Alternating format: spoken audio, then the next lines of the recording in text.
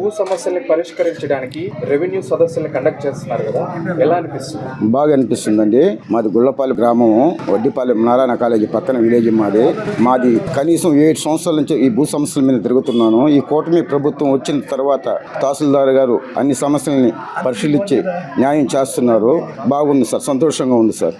అంటే స్వయంగా అధికారులే ప్రజల దగ్గరకు వచ్చి మరి రెవెన్యూ సదస్సులు కండక్ట్ చేస్తున్నారు కదా, అధికారులు బాగా స్పందించి బాగా పనిచేస్తున్నారు సార్. సర్వే రాళ్లపై మాజీ సీఎం జగన్ బొమ్మలను తొలగించేందుకు ఎటువంటి చర్యలు తీసుకున్నారు? ఖచ్చితంగా తొలగియాలని చెప్పని ఇప్పుడు మొదలు పెట్టున్నారు సార్. ఇంకొక వారం 10 రోజులు, ఇంకొక 20 రోజులు మొత్తం తొలగిస్తారు.